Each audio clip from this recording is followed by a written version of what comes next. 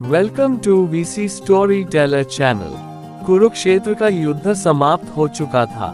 धर्म की विजय हुई, अधर्म का अंत हुआ, पर अर्जुन के भीतर कोई उत्सव नहीं था। अगर ये चैनल आपको अच्छा लगे तो प्लीज लाइक और सब्सक्राइब करें। जिन हाथों ने गांडीव उठाया था वे अब हल्के नहीं थे, वे स्मृतियों के भार से भरे थे। कृष्ण का शरीर छोड़ जाना उसके लिए सबसे गहरी शून्यता बन चुका था। वही सखा, वही मार्गदर्शक, वही सारथी अब केवल स्मृति रह गया था। द्वारका समुद्र में समा चुकी थी और यदुवंश का अंत हो चुका था। संसार जैसे अपने उद्देश्य को पूरा कर चुका था। युधिष्ठिर ने राजपाट संभाला, पर पांचों पांडव जानते थे कि यह सत्ता स्थायी नहीं। वीडियो अच्छी लगे तो प्लीज लाइक और कमेंट करें। समय ने संकेत दे दिया था कि अब उनका भी पद बदलने का क्षण आ गया है। एक दिन मौन सहमति के साथ उन्होंने महाप्रस्थान का निर्णय लिया, उत्तर की ओर, हिमालय की ओर, जहां जीवन की अंतिम परीक्षा प्रतीक्षा कर रही थी। सबसे आगे युधिष्ठिर चले, धर्म की छाया लिए। उनके पीछे भीम, फिर अर्जुन, उसके बाद नकुल और सहदेव। द्रौपदी भी उनके साथ थी। अर्जुन चलते हुए बार बार पीछे देखता, मानो कोई आवाज उसे पुकार रही हो। उसके कानों में अब भी कृष्ण का वचन गूंजता था, अर्जुन, कर्म कर फल त्याग दे।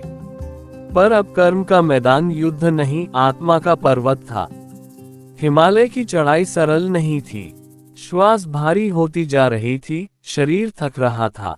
सबसे पहले द्रौपदी गिरी। युधिष्ठिर रुके नहीं।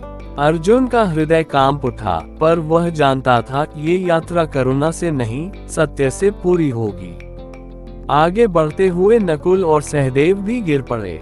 भीम भी अंततः थककर धरती पर बैठ गया। हर गिरता हुआ कदम अर्जुन के भीतर कुछ तोड़ता जा रहा था, अहंकार, स्मृति, मोह। अब केवल अर्जुन और युधिष्ठिर बचे थे। बर्फ से ढकी चोटियां सामने थीं। हवा तीखी थी, मानो आत्मा को परख रही हो। अर्जुन के कदम डगमगाने लगे। उसने गांडीव को देखा, वह धनुष जिसने उसे महान बनाया था। पर उसी क्षण उसे सत्य का बोध हुआ, जिस अस्त्र ने उसे पहचान दी वही उसके अहंकार का कारण भी बना। उसके मन में युद्ध के दृश्य उभर आए, भीष्म, द्रोण, कर्ण। उसने धर्म के लिए युद्ध किया था, पर कहीं न कहीं अपने कौशल पर गर्व भी किया था। कृष्ण ने उसे मार्ग दिखाया, पर चलना तो उसे स्वयं था। अब इस अंतिम क्षण में वो समझ गया कि उसकी सबसे बड़ी विजय युद्ध में नहीं, बल्कि इस स्वीकार में है कि वह भी अपूर्ण था। अर्जुन के कदम रुक गए।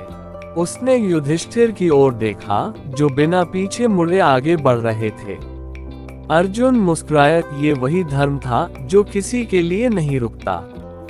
वीडियो अच्छी लगे तो प्लीज लाइक और सब्सक्राइब करें। उसने बर्फ पर घुटने टेक दिए।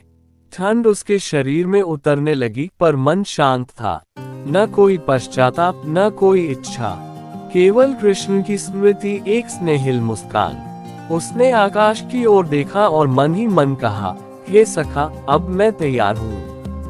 अब मेरा रथ मैं स्वयं नहीं खींचना चाहता। उसी क्षण उसका शरीर बर्फ पर स्थिर हो गया, पर चेतना जैसे हल्की होकर ऊपर उठने लगी। युधिष्ठिर अकेले आगे बढ़ते रहे। पीछे मुड़कर उन्होंने नहीं देखा, पर वे जानते थे अर्जुन रुक गया है। ये पराजय नहीं थी, यह अर्जुन का अंतिम विजय क्षण था, जहां उसने अपने अस्त्र नहीं, अपने अहंकार का त्याग किया। हिमालय की उन शांत चोटियों पर अर्जुन का महाप्रस्थान केवल एक योद्धा का अंत नहीं था, बल्कि उस मानव का पूर्ण होना था, जिसने जीवन भर प्रश्न किए, संघर्ष किया और अंततः मौन में उत्तर पा लिया। अगर ये चैनल आपको अच्छा लगे तो प्लीज लाइक और सब्सक्राइब करें।